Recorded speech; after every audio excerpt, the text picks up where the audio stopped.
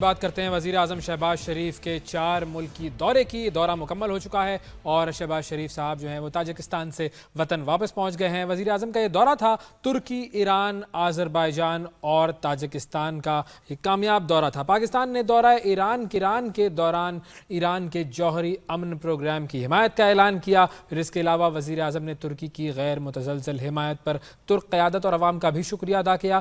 ترکی کی جانب سے مسئلہ کشمیر پر پاکستانی موقف کی حمایت کی گئی۔ وزیر اعظم 3 روز تک تاجکستان اور پھر 2 روز تک آذربائیجان کے دورے پر رہے، جس کے بعد آج وہ وطن واپس پہنچ گئے ہیں۔ اس حوالے سے ہم مزید بات کریں گے۔ ہمارے ساتھ موجود ہیں سابق سفیر جناب جی آر بلوچ۔ علیکم سر۔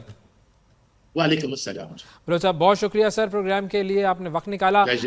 سب سے پہلے تو میں چاہوں گا کہ آپ اس حوالے سے اپنی رائے فراہم کریں کہ یہ جو 4 ملکی دورہ تھا، کتنی سگنیفیکنس ہے اس دورے کی، خاص طور پر اس وقت جب پاکستان نے اس خطے میں اپنی جو ایک دھاک ہے وہ بٹھا دیا ہے اور دنیا کو یہ بتا دیا ہے کہ اس خطے میں اگر بھارت جو ہے وہ سپر پاور بننے کا خواب دیکھ رہا ہے، اور ایک طریقے سے سپر پاور کیا، میں تو کہوں گا کہ ایک بدماش بننے کا خواب دیکھ رہا ہے، تو وہ خواب کبھی پورا نہیں ہو سکتا۔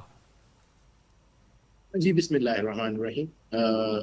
بہت سارا شکر ہے خدا کا کہ دشمن نے وار کیا، لیکن اللہ تعالیٰ نے جو کچھ ہمارے لیے لکھا تھا وہ شاید اس کو پتہ نہیں تھا، اس کے فکر میں نہیں تھا۔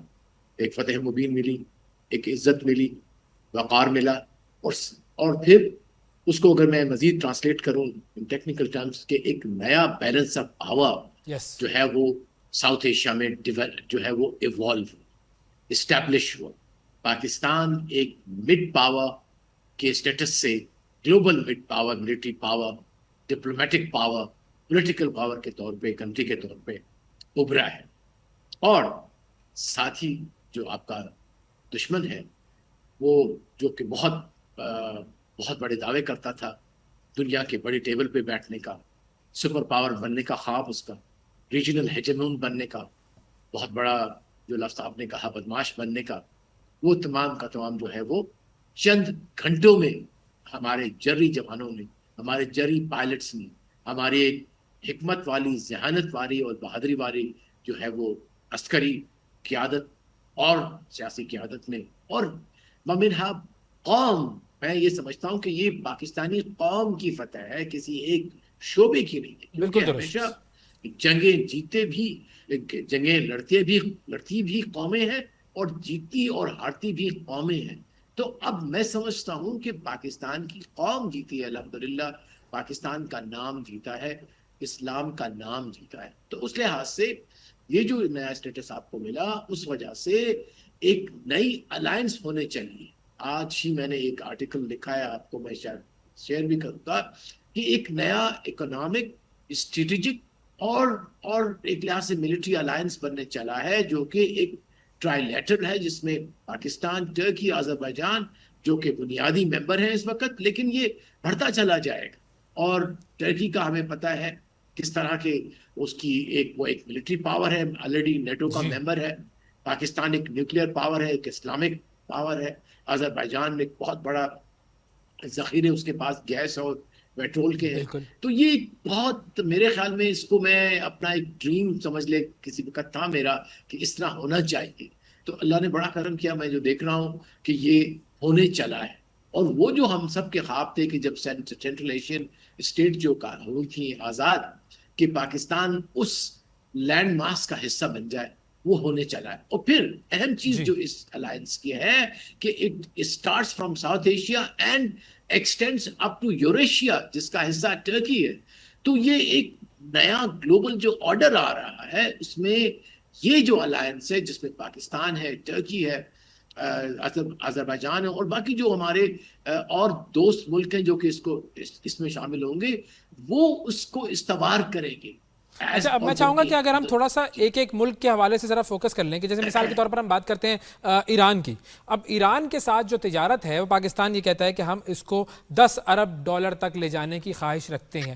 یہ کس طریقے سے ممکن ہے؟ پہلی چیز تو یہ، اور پھر دوسری چیز پر ہم آتے ہیں جو ایران کے نیوکلیئر معاملات ہیں۔ پہلے ذرا اس $10 ارب کے حوالے سے بتائیے گا۔ یا محالہ دیکھیے، میں سمجھتا ہوں کہ ہم نے کوئی 70 سال گما دیے۔ اتنا بڑا ذخیرہ آپ کے اکراس دا بارڈر تھا، آئل کا، گیس کا، اور آپ دیکھ لیں کہ ہمارا گیس کا کتنا اس کا کتنی ٹرانسپورٹیشن کاسٹ کیا آئے گی، جی نیل زیرو. آج ہم جو 300 250 280 روپے میں لیٹر لیتے ہیں، شاید ہمیں وہ میسر ہوتا اگر ہم اس وقت ہی پلاننگ کر لیتے. جو آج پھنسی ہوئی ہے پاکستان ایران پائپ لائن، جی اگر ہاں ہم اس وقت کر لیتے شاہ کے زمانے میں، شاہ کے فوراً بعد، تو آپ اندازہ کیجئے کہ کیا، کیونکہ دیکھیے اکانومی چلتی ہی آپ کی انرجی کے ساتھ ہے. تو اس لحاظ سے بہت بڑا پوٹینشل ہے کہ پاکستان 10 کیا، میں سمجھتا ہوں کہ 20 اور 50 بلین ڈالر بھی بنا سکتے ہیں. نہیں، لیکن اگر کیونکہ ہم یہ ایرانی دیکھیں کہ بذات ہمارے خود. پاس جو گیس پائپ لائن والا ایشو تھا وہ ابھی تک سیٹل نہیں ہو پایا ہے اور اس کے انٹرنیشنل بھی کچھ کانسیکوینسز ہیں، تو ہم کیسے اس چیز کو مکمل کر سکتے ہیں اور پھر اس چیز کو $10 بلین تک لے جانے میں مطلب پریکٹیکلی کتنا زیادہ یہ پاسبل ہے؟ بالکل پاسبل ہے، بالکل پاسبل ہے. اور جہاں تک انٹرنیشنل سینکشنز ہیں ایران کے اوپر، سمپل الفاظ میں یس دے آر دیئر، لیکن اس کے لیے ایگزمپشنز ہوتی ہیں. جس طرح دیکھیے کہ رشیا کے اوپر سینکشنز تھی، انڈیا سب سے بڑا انفیکٹ آئل ایکسپورٹنگ کنٹری بن گیا انٹرسٹنگلی، جبکہ خود وہ امپورٹ کرتا ہے. تو وہ پھر ہمیں اس کے لیے کوئی وایا میڈیا لینا پڑے گا. اور اب ہمارے اور اس پائپ لائن کو ہمارے پاکستان تک آنے میں صرف میرے خیال کوئی 50 یا 60 70 کلومیٹر کا راستہ رہ گیا، جو کہ not a very big investment. تو مجھے بہت لیکن توقع وہ ہے ہو کہ نہیں جیسے رہی، ہی کافی عرصہ ہے جس کی امریکہ. وجہ سے وہ اٹکی ہوئی ہے. جی مطلب بالکل. جی ہاں، جی بالکل. دیکھیے اس میں کہ ایران اور امریکہ کی بات چیت چل رہی ہے جو نیوکلیئر ڈیل کے اوپر، اور میرے خیال ہے جو ابھی آ رہی ہیں خبریں، اس میں امریکہ از انٹرسٹڈ، ایران بہت آگے چلا گیا ہے اپنے اس نیگوسیشنز کے اندر. تو بہت بڑا فیڈ بیک یہی ہے کہ یہ ڈیل ہو جائے گی، لیکن اس اور میں اس آپ کو پوری بتاتا چلوں صورتحال میں آپ کو. ہم نے جو یہ بیان دیا ہے کہ ہم ایران کے نیوکلیئر پروگرام کی حمایت کرتے ہیں، اس کا کیا امپیکٹ ہوگا؟ دیکھیے نیوکلیئر پروگرام، ہر پروگرام جو ہے وہ کوئی جنگ کرنے کے لیے نہیں ہوتا. بالکل. جب نیوکلیئر کی بات کرتے ہیں تو وہ ایک امن کی بات کرتے ہیں. نیوکلیئر پروگرام کرتے ہیں ہم انرجی کے لیے کرتے ہیں. نیوکلیئر انرجی اور نیوکلیئر سائنٹیفک جو ہے، آپ کو پتا ہے کتنا سارا یس. میڈیکل میں نیوکلیئر استعمال ہوتا ہے، جو نو ہاؤ ہے. بالکل. اور اسی طرح سے یہ جو کوآپریشن ہوگا وہ سول فیلڈ کے اندر ہوگا، سائنٹیفک فیلڈز میں ہوگا، ایگریکلچر میں ہوگا، اس میں ہیلتھ میں ہوگا. سو our cooperation with them is not only sort of nuclear کو صرف انہوں نے اس طرح سے stigmatize کر دیا ہے دنیا کے opinion والوں نے کہ as if we are just tomorrow going to go and co-assemble a nuclear bomb to be thrown on Israel. This is all media. اور میں ایک بات جو کر رہا تھا اس وقت کہ ابھی سب سے بڑا جو obstacle آ رہا ہے ایران اور امریکہ کی negotiations میں، وہ ہے اسرائیل کی obstruction. جی ہاں. جو اسرائیل کا جو اس وقت پرائم منسٹر اور اس کی جو کیبنٹ ہے، وہ ایک بڑے جنونی قسم کے لوگ ہیں. وہ آبسٹیکل آ رہا ہے، لیکن جو مجھے بہت توقع ہے کہ امریکن پریزیڈنٹ اس وقت جو ہے وہ بڑا اسٹرانگ آدمی ہے. وہ ابھی مڈل ایسٹ پہ آیا تھا، but he never went to Israel. he wants to protect his own interest. اور اس نے کہا ہے کہ he wants Iran to prosper as a great country. تو میں سمجھتا ہوں کہ میں بہت آپٹمسٹک ہوں کہ یہ ڈیل ہو جائے گی. اور جیسے ہی وہ ڈیل ہوتی ہے تو وہ جو جتنی بھی وہ سینکشنز لگی ہیں، رجیم وہ چینج ہو جائے گا. اور پاکستان کو ابھی از دا رائٹ ٹائم. میں سمجھتا ہوں کہ یہ دورہ اس لحاظ سے ویری ویری رائٹلی ٹائم. جی بالکل ٹھیک. اچھا، اب آ جاتے ہیں ہم ترکی کے حوالے سے بات کرتے ہیں. دیکھیں، ترکی کے ساتھ جو ہے ہماری جو سب سے امپورٹنٹ جو چیز اس دورے میں آئی وہ یہ تھی کہ ترکی نے جو ہے وہ کشمیر کے حوالے سے پاکستان کے موقف کی حمایت کی ہے. اب یہ جو بات ہے یہ کتنی سگنیفیکنٹ ہے؟ اور چونکہ ہم یہ بھی جانتے ہیں کہ اس وقت بھارت کے اور ترکی کے تعلقات جو ہیں وہ بڑے اس وقت لو پوائنٹ پر آئے ہوئے ہیں. دیکھیے بھارت کا جو بھی اپنا وہ رکھتا ہے، چونکہ وہ ایک بہت نیرو کینوس پہ بات کرتا ہے.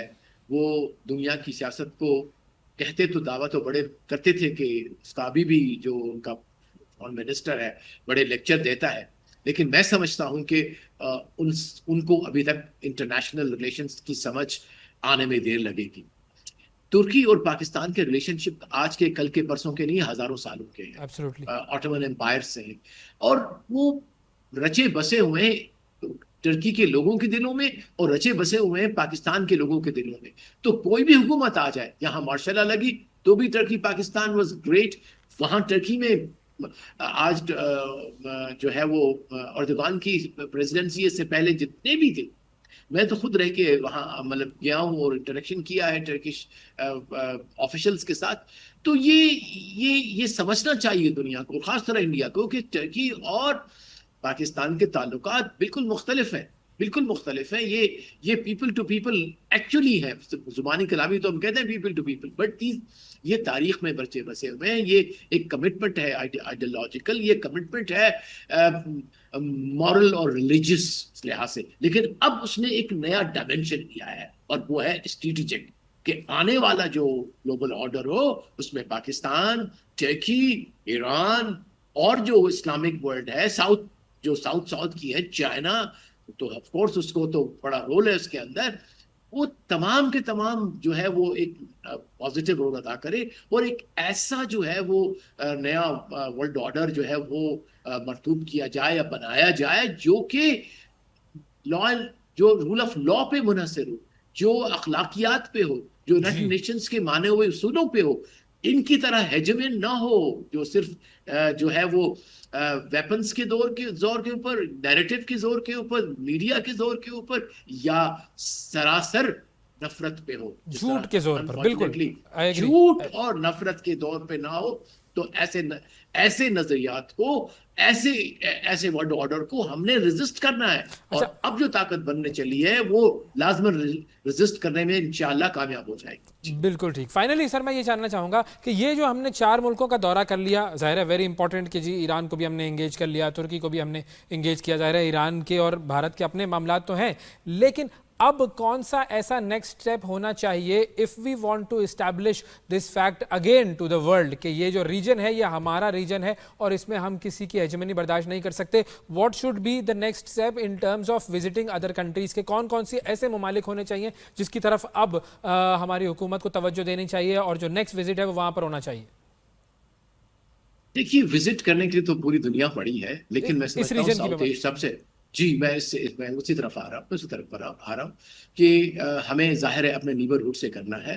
بنگلہ دیش از این امپورٹنٹ کنٹری، اور اب چونکہ تبدیلیاں وہاں آ چکی، وہاں پہ جو ایک انفارچونیٹلی ایک ہندوستان کی بیٹھی ہوئی تھی، امپوز کی ہوئی، ان کی حکومت ختم ہو گئی. اب وہ واقعی لوگوں کی ریپرزینٹیو جو ہے وہ حکومت ہے، اور وہ اب وہ مکمل طور پہ پاکستان کی طرف دیکھ رہے ہیں اور پاکستان کے ساتھ کام کرنا چاہتے ہیں. اور اس کی بہت ساری انڈیکیشن، اس کے بعد سری لنکا ہے اور ایران آبویسلی ہے.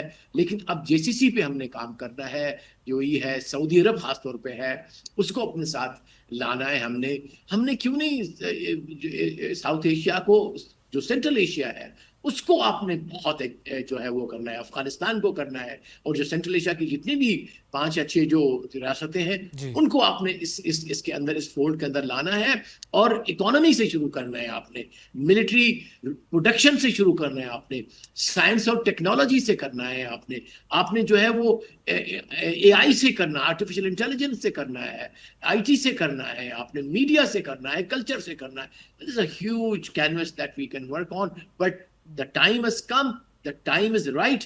Let's do it as the nation and as a Very ummah, important. inshallah. The time has come کہ ہم دنیا کو بتا سکیں کہ ہم اس خطے کے حوالے سے پازیٹیو کام کرنے والا ملک ہے. بہت شکریہ ادا کریں گے. جی آر بلوچ ہمارے ساتھ موجود تھے، سابق سفیر. اہم گفتگو ہوئی.